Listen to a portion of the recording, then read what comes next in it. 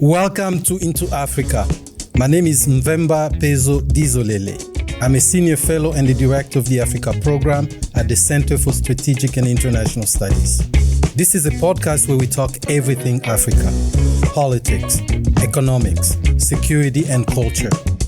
Welcome.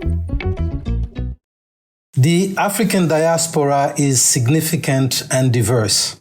From Brazil, with its large African population, to the Caribbean and the United States, to Europe and the Gulf Arab states, Africans and their descendants make important contributions. Their impact and influence are felt in all sectors of public life: the art, sport, science, technology, politics, and world affairs.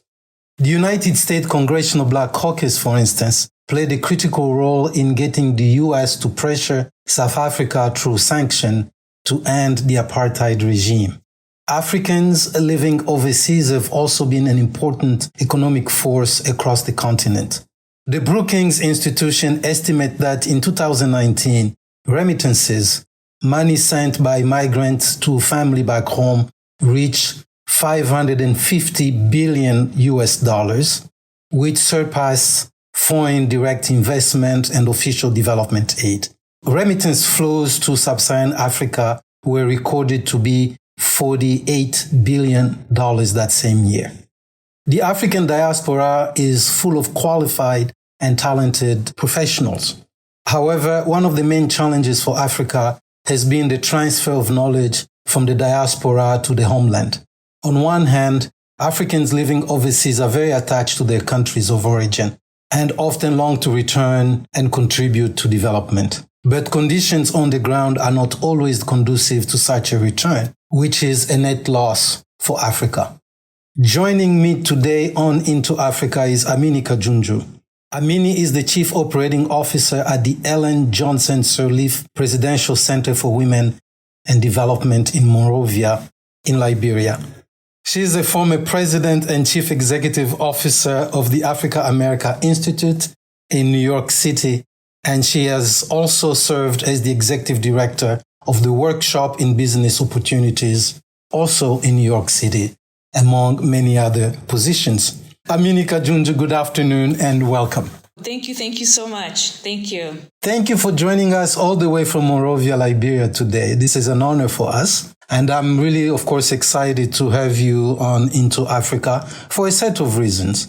We'll get to the more serious one in a minute, but you and I have known each other since we were kids, really. We were still in undergrad. I remember meeting you at a conference that I had attended at your college. And it's been so many years, so we've seen our various paths go their own ways. So in many ways, we're all proud of your accomplishment. I think I was there when you were doing internships, like all of us. I remember you taking an internship in Bolivia, an internship in Kenya. I remember you moving to New York, but also all the other times that our paths have crossed. So it's a pleasure and really an honor to see you become what you've become professionally and otherwise. So again, welcome. You are one of these diaspora people that I talked about a few seconds ago, who have longed about going home, who have gathered knowledge and experience overseas. In your case, you were born in DRC, and then what happened? Well, so my father, I think, is the central person in this story in terms of what happened. My father traveled the world for education and for opportunities. And so we came to the United States initially because my father received a scholarship to complete a PhD in Colorado. So here we were in the 80s, Congolese kids moving to Colorado in the cold of October. That's when the journey began, the diaspora journey began. But I have to say, there was another story prior to that, which is, we traveled to Japan when I was really a baby. And my father, again, received a scholarship to study in Japan. And so we moved there as kids, my brother and I. And then, we came back to Congo when he completed his studies there. Okay. So already, I think as a kid, you were what I've heard people term Afropolitan. You're already Afropolitan. So you went back to Congo, and then how was your journey to Liberia? You also have connection to Liberia and to the United States, yes, which you have mentioned. Exactly. Our story is really interesting. My family story is really interesting. I mean, it's not uncommon. I think many of us on the African continent have similar stories. But again, my father is a central person in this story. We lived in America, and life in America was not what my father wanted it to be. He was highly educated, highly skilled, but yet he was not given jobs, the jobs that he thought he deserved, even with all his skills. And so after several years in the United States, he decided that we should move to Monrovia. And we moved to Monrovia in the 80s. And when he came, he found a great job that fit his experience and his education. We set roots here in Monrovia, and I attended school here, high school here, and so did my brother. And, Liberia sort of became our life, and we were doing very well here. My father was very happy about the opportunities that he found here. And then, of course, the war happened. And like everyone else in Liberia, my family fled the war, and, there are very sort of difficult stories that came out of that. But, we survived and ended up back in the United States again, as many people did during that period. So you have had the experience, if I understand you here, you have two homes, really. You have the DRC, is kind of the country of your birth and your blood. And then you have this country that has shaped your childhood and the upper childhood, adolescence, which these are critical years, which were Liberia. So Liberia, of course, you knew the good Liberia. Is the Liberia that functioned? Is the Liberia was a maritime business actor? It's a Liberia that was a destination for a lot of people in the sub-region, was considered a stable place. When you came to the US, how was that experience different? Obviously, it's the war. I cannot even imagine the shock of going through a war and then fleeing a country where you have set your roots. And in the case of your parents, even really more devastating. But also as a kid, kids are very attached to the place. So how was the transition from Monrovia back to the US? Liberia in that part of my life really, actually, I always say this, saved my brother and I. And what do I mean by that? When we were living in the United States as preteens, we started to lose ourselves. We were questioning our Africanness. We were being teased for being African. We were being teased for the food that we ate. We were being teased for the names that we had. And moving to Liberia was a lifesaver. We were part of an African diaspora that was very proud. We met so many Congolese here, Tanzanians, and of course we created great friendships with Liberians themselves. And then ultimately, many of our good friends, we still maintain today. And then of course, some members of my family are Liberians. So, Liberia became a very important country in our family. Moving to America after having spent time in Liberia was actually a very positive thing because we went back to America with a strong sense of self, a strong sense of what it meant to be African. And frankly, even though we hadn't moved to Congo, it actually strengthened our understanding what it meant to be Congolese. And then, of course, just in a bigger sense, what it meant to be African. And so with that, at least for me, career-wise, it really set the path for the type of career that I wanted to have. I decided then and then that I wanted to have a career that kept me connected to Africa. And so I've left lots of money on the table, lots of interesting opportunities that would take me to other paths because it wasn't keeping me on the Africa path. Because as your introductory said, I wanted to make an impact on the African continent, even if I wasn't physically living on the African continent. Very good. Interesting. So you did this path, this professional trail, went to New York after you graduated, worked in different countries, internships and so on. Became the first African to run the Africa America Institute, which made all of us proud. But then you had your own career. You went on to run, before that you'd run Weibo with helping entrepreneurs in New York City with the skill set. Then what possessed you? All of a sudden you decided you want to uproot your family, go back to Liberia. Well, what is all that about?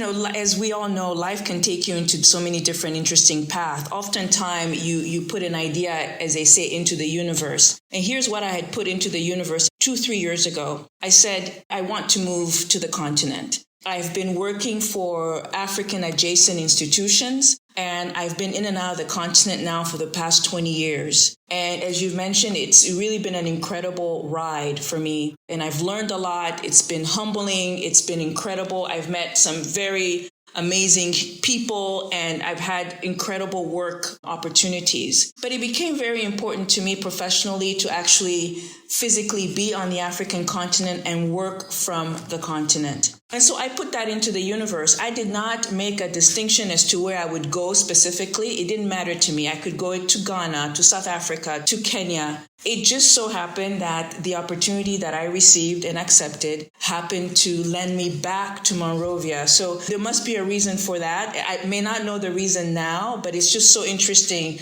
that I've come back to the African country that, as I said before, saved us, at least psychologically, from the racism, of America. So, in other words, the ancestors and the spirits, the gods of Liberia were calling you back home. They called me back. Yes. Tell us a little bit. Then, this is obviously a different Liberia. What is the experience of taking yourself and your family to this place, which I presume is traveling through time, but finding the place totally different, but then also discovering this new place, which is not what you left behind? Man, that there's a lot in that question. So first of all, I think it's very interesting that I've moved back to work for President Ellen Johnson Sirleaf, former President Ellen Johnson Sirleaf.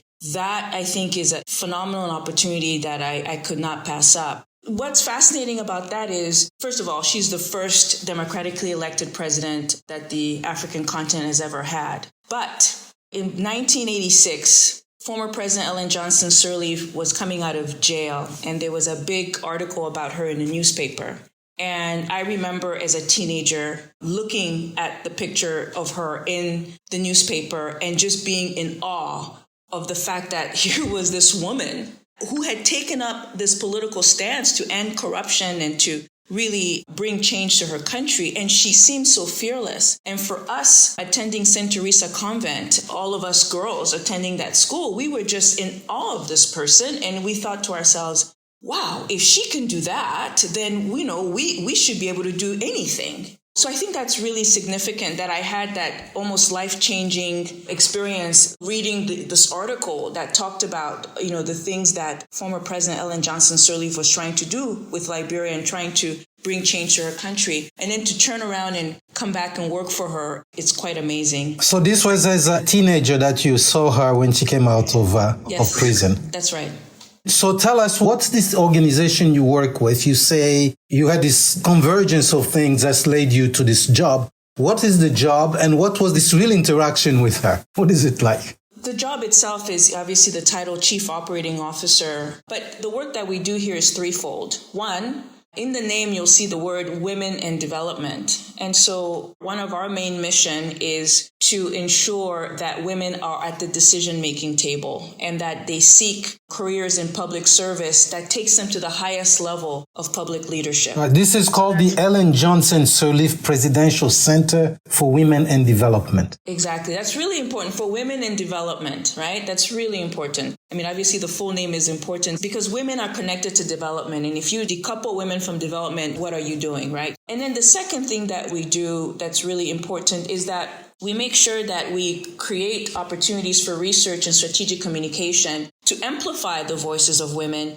to amplify the challenges, to amplify the opportunities, to amplify the set of information that policymakers need to have in order to make sure that women are at the decision-making table. So we're engaged in research, we're engaged in strategic communication. And then the last but not least, and as they say, la pièce de résistance, and that is the building of the first presidential center by a female president. There is no such center on the planet. There are presidential libraries and museums for obviously male presidents, mainly in the United States. but this will be the first presidential center, library, and museum built by a female president. And I feel very proud to be a part of making that happen. And within this center, obviously, we'll have a museum, we'll have a library, but we'll also have opportunities for training, for learning, for conferences, for exchanges. We really want it to be a place where men and women, young and old, can come and get inspired by what women have been able to do and will continue to do into the future. Okay, so this is fascinating. I want to go back to this. So the first part, you see the Presidential Center, which deals with this library, and the other one is women. Let's go back to the women. What type of program does the center run? How old is the center? But how big is the program? What do you do exactly for women in advancing this initiative? And then we'll talk to the challenges of the library itself and conceiving and building such an institution in Liberia. You know, one of the things that former President Ellen Johnson Sirleaf wanted to realize after, finishing her mandate is that she didn't want to be the only female president that has that distinction. It's really about legacy building and making sure that other women come along and are distinguished in their own right. And so one of our flagship programs is the Amuje program, which was started about 2 years ago. Remember, we're still quite young. We're officially 2 years old. We just celebrated our 2nd year anniversary a couple of weeks ago. So we're still relatively young, but I think we're punching above our weight nevertheless. So our flagship program is the Amuje program, which zeroes in on women who are seeking higher office in the public service, in the government sphere. And we provide them with mentorship, coaching, training, and support from key coaches who can support them through that journey. So we are looking for women who may be currently a mayor of a city, and they're thinking, someday I may want to be president. What's that pathway? We may be looking at a governor of a province, and then, what's that next step? We may be looking at a minister and then thinking about what's that next step for that minister. Or we may be looking at someone who is high up in an agency like the UN or the World Trade Organization and some of these international agencies, and then thinking about what's the pathway for that next step, for that next big leap. And so that's what the Amuje program is about. As we grow, we're thinking about adding new programs, but the 3 things that I've mentioned are the 3 things that we're focused on for today. And these women all Liberians, or is this an Africa-wide program? Yeah, that's another thing that President Ellen Johnson Sirleaf is very focused on, and that is that this is a Pan-African institution. The Amuje initiative has leaders from all over the continent, Southern Africa to West Africa to East Africa to North Africa. And also the president is very focused on the fact that we have diversity in language. So making sure that we have Francophone, Anglophone, and, all the other languages that are represented on the African continent so that we really cover the full continent. This is a very continental-wide initiative. And so it's a mentorship. So how would they describe it? Coaching. It's a training, coaching. And they don't have to move to Liberia. They can be wherever they are and you provide them with the support they need. Is that correct? That's correct. The other thing that's really interesting about this program is President Ellen Johnson Sirleaf is connected to lots of world leaders, both male and female. And so one of the things that we do is make sure that we pull together a list of coaches that are very accomplished women and also our male allies, and make sure that our Amuje leaders have access to those coaches. One of the things that I think sets us apart from other programs is the networks that is attached to Madam President. And then our Amuje leaders being able to have access to those networks. As you and I well know, and you and I have talked about this many times, oftentimes it's not capacity that's the issue. It's not big dreams that people have, but oftentimes it's access to the right people. Access to the right mentors, access to the right set of information so that you can then make decisions, those career decisions that take you to the next level. And so we're trying to close that information gap and have our leaders, have access to the information that they need in order to make those decisions. Very impressive. How many, I don't know if you call them fellows, how many Amuje fellows do you have? Or madams or mademoiselles? Well, they're Amuje leaders, and we have cohorts. Amuje leaders, okay, thank you. Amuje leaders. Amuje leaders, we have cohort number 1, cohort number 2, and we're in the process of securing, cohort number 3. It's 15 per cohort. So once you're an Amuje leader, you're forever an Amuje leader. And we make sure that once we choose the newest cohort, we'll put a lot of time and effort into them and making sure that we meet their needs. But we also are in constant collaboration and contact with the former cohorts. And ultimately, we want these cohorts to work together because it's not just what the center offers the cohorts, but it's also what they offer each other. And that's the other thing that makes this program really interesting is that the ability for these cohorts to come together and support each other in any way that makes sense. And I think many female leaders across the world are very focused on this. That is making sure that women are helping other women and supporting other women wherever they can. So that's an important part of the work that we do. And so once you're in the system, not only when you go through it, you get the support, but then you pay it back or you pay it forward. Absolutely. You're paying it back through the leaders that are coming behind you, that are part of the network. You pay it forward in the way that you'll be monitoring other people along your way. Absolutely. Absolutely. I think that's a really great way of putting it. And I think, again, Madam exemplifies that. She takes her time, a very precious time I might add, and is focused on making sure that the Amuje leaders have access to her and can really pick her brain, so to speak, on how to develop a career in the public space. And then we want to make sure that all of our coaches do the same. So our Amuje leaders, I think, are very grateful, and find this a very positive element of the program, this accessibility to these amazing networks. Let's now go back to the presidential center part, the presidential part of it, the library. We've seen presidential libraries. You and I have lived in the US, where I am now. You have decided to return home. It takes a lot of capabilities, the setting, technology, upkeep, filling the place with whatever material that needs to go there, archives, declassified archives, and then making it accessible to the population at large, researchers and others. What is that challenge like for you at this point, 2 years into this? Of course, you've been in just a few months, but 2 years into this, the initiative itself, what are some of the challenges that you have to tackle as an institution? You said it, we are very early days in this process, but we're very cognizant of, I would say, 5 very important things that we must pull together in order for this center to be what we want it to be. One, clearly, we have to start with funding. So we must raise money, and we must raise a lot of money in order for us to realize the construction of this presidential center. The second thing that we must do is understand and really have a strong grasp of the important content, archives content that we have in order for the public to eventually being able to enjoy it. So we're talking about everything from documents to photos to physical items to videos to CDs to clothing. And this is just for Madam President, sort of all of the content that will come just from her. We need to sort of account for it and then understand their value as it pertains to the library and the museum. And then the third element is pulling together the same type of content, but for women leaders from other regions of the world, certainly in Africa and other parts of the world as well. So weaving Madam's story with a global women leadership story, I think is going to be very important to this process. And then number 4 is making sure that we have the right expertise on our team, internal and external.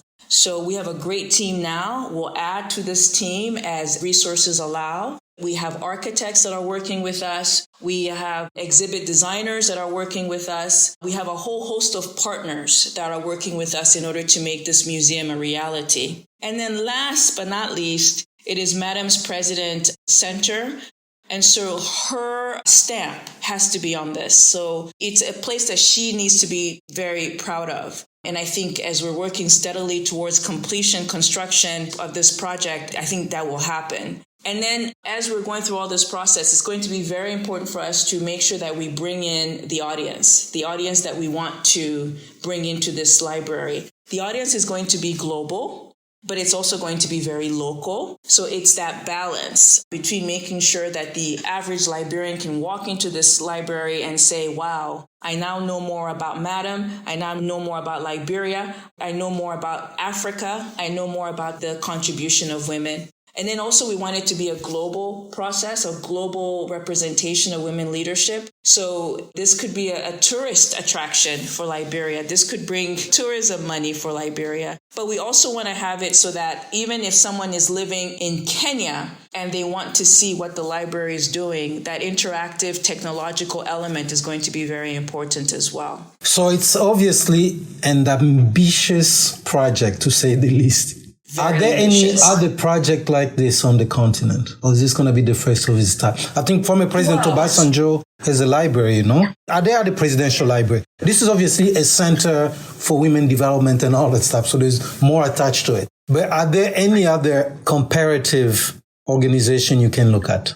Well, I think you just said it best. I mean, I think, yes, there are presidential centers, museum libraries. Obviously, Nelson Mandela has his in South Africa. Thabo Mbeki is creating one as we speak. And then obviously, former President Obasanjo has one in Abuja. And those are all very good and meaningful projects. But I think, we will work with all of the presidential centers that I just mentioned, because we'll be a small family of presidential centers on the African continent. So we'll work together. But I think, again, this is going to be a very interesting and unique project that has not been seen before on the planet.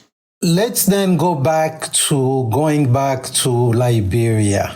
We did not develop that. You started talking about it. We veered off to what the center does and the women initiative and all that. But you go back to this place. You've been there for a few months now. Tell us about what that experience is like, trying to settle in the country that you left during the war. You're going now that it's post-conflict. I've not been to Liberia, but I suspect things have been destroyed, the infrastructure is falling apart, and everything needs to be rebuilt. When I think of this, I'm thinking of an Italian film called Cinema Paraiso. Toto goes back to after so many years of being away, going back and reliving part of his childhood. Obviously, it was not post-conflict, but we're just a new world altogether. Yeah, so it's interesting. I created a hashtag called Adulting in Monrovia. It's me relating to the fact that when I first came to Liberia, I was not an adult. I was a kid. But now I'm an adult and I'm adulting in Liberia, and I have a husband and I have a daughter. And so that integration has been interesting. To be perfectly honest, it's been quite good and pleasant. And even if when we run into challenges, we've been able to overcome them quite quickly because of my previous connection to Liberia. So many friends, people that I went to school with, or people who are connected to people who I went to school with have stepped in and been very helpful, pointing us to places that we need to use in order to make our lives here as productive and as pleasant as possible. But we cannot understate the fact that Liberia is in a post-war phase of its development. There are challenging elements to living in Liberia. Electricity, the provision of electricity is not where it needs to be. Provision of basic public services is not where it needs to be. And also, when you think about the diaspora, when I think about my classmates, I was thinking about it the other day. What's the percentage of those who have come back? I haven't done a scientific study on it, but I think it's maybe it's 15% who've come back. But that's talent that's being used elsewhere. And that could be, that could be used here potentially. And it's talent that is much needed. Like everywhere else in Africa, there's a human development issue in Liberia that has to be addressed in order for Liberia to reach its potential. And so, as you know, that's really where my heart sits: education, training, human development. And in the absence of that, Liberia will continue to struggle. What has been the most shocking experience so far? I know you said it's pleasant, but it cannot be all pleasant. Sorry, I'm cynical. The biggest shock for me, and it's such a low-hanging fruit typically, it's the lack of basic public service, including trash pickup, public school education, and obviously, healthcare, making sure that people have the healthcare that they need. If you're not making a certain amount of money, you're not accessing certainly education and healthcare at the adequate level. And in Monrovia, at least, the amount of trash that is literally just all over the city is quite a sad scene. And dare I say, it's actually an easy, solvable problem. Of all the issues that one needs to deal with when building a country, trash pickup should be a low-hanging fruit. And it's unfortunate that that's not happening. So that's a challenge. And the most of pleasant of experiences so far? Watching my daughter integrate herself so well here. There was a professional goal that I had, but I also had a personal goal. I really wanted my daughter to have the experiences that I had. From a traveling and from a global perspective, I actually had a great childhood. I got to go to Japan. I got to go to the United States. I got to go to Liberia, all before the age of 18. So I really wanted my daughter to have an experience that wasn't just 100% American, because her parents are not, 100% Americans. I really wanted to have an African experience, and it's been really pleasant watching her integrate into the system and watching her defend the continent to her friends. She clarifies when they say things that are untrue, things like, "Oh, do you have drinking water?" And Saha is like, "Of course we have drinking water." We as Africans, we know what happens when people think of Africa. They think of death, disease, despair. And so Saha is able to, give them a more, balanced picture of what's happening here. That's very good. I think when she comes back, nobody will be making fun of her like they did when you were here the first time. Nope. She will speak about it with a lot of confidence, I suppose. Yes. Yeah. Yes. And that's what I want for her. I definitely want her, before she goes to college, I want her to feel very confident in her Africanness, in her Congolese-ness, in her Senegalese-ness, and in her Americanness. And the Liberian-ness now. And now in her Liberian-ness. She's a Pan-Africanist now. That's right. I'm fulfilling a professional dream, but I'm also fulfilling a personal dream as well. Is this an experience that you recommend to fellow Africans in the diaspora? Absolutely. The return. Absolutely. I think those of us in the diaspora, we think of ourselves as, having gotten used to a certain way of life, and we get very afraid of making that change. But for me, I think there's very little fear to have, because most of us are deeply talented and will have a much better life than others. So I think if you can, especially if you have little ones that you're caring for that are Africans, I think it's important to see if you can have an African experience with your family. And, in my case, I didn't go back to Congo, but as you mentioned, I'm a Pan-Africanist. To me, I feel very comfortable in any country in the world, but I certainly feel very comfortable in any country in Africa. And so I'm agnostic about the country. I'm just really focused on the experience and what I can give to where I'm living. Very good. This is the first time I meet a Congolese who's agnostic about the country. Don't tell my family. They don't like it. Agnostic, Congolese agnostic. It's quite rare. Definitely a rare bird in that respect. On this program, we always talk about the gap. I don't know if you've listened to some of our episodes before. I have. The gap between the perception of what Liberia is and what you're really finding on the field. What is that gap? How do we close that gap? I would even answer this question on a broader scale, on a continental scale. I think we have about 4 issues that we need to deal with in terms of the gap. I think we have a public policy issue. I think we have a coordination issue. I think we have an expectation issue. And I think we also have a power and the solution, I dare say, to public policy issue, coordination issue, and expectation issue is potentially powers and, the power in numbers. So on the public policy side, most of us in the diaspora do not want to get involved with government. And you and I have had this conversation many times. Governments are part of an economic development story. You can't do it without them. So again, this is why the work that I'm doing here at the center is so important, because it's really about making sure in this case that women are part of the public service infrastructure, and therefore potentially create public policy that really move the continent forward, that move Liberia forward. So in the absence of good public policy that is infused by local knowledge, and those of us in the diaspora, we kind of come together with that and create public policy that move a country forward, I think we're going to continue to have some serious gaps. We also have a coordination issue. except for those of us who have access to dollars from Silicon Valley and other places to run, particularly some of these fintech businesses that are springing up all over Africa, and it's fantastic. The stories are really good. We're talking about multi-billion-dollar valuation of some of these companies being able to raise money in a short amount of time because of the connection that they have with Silicon Valley, and those of us in the diaspora are able to access that money.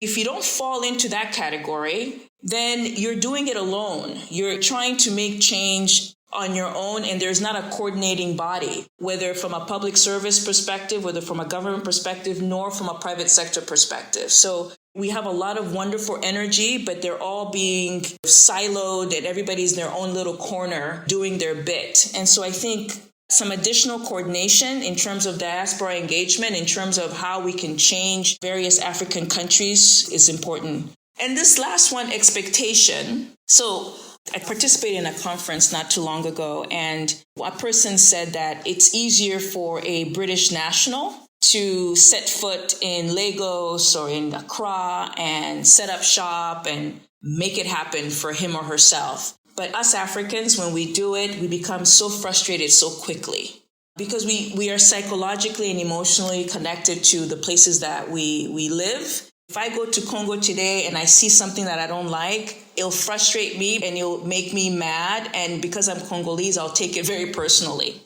While others who may not be Congolese may look at that as an opportunity and may take that pain or that frustration and turn it into a business. And so I think as Africans, we really do need to check our expectation at the door if we're serious about really being part of the change value chain, because expectations can frustrate someone and then they'll stop you from seeing the things that you can do, and they'll stop you from having the patience and the humility necessary to really see something through. Very insightful. Amini Kajunju, you are your father's daughter. Thank you for joining us today. Thank you.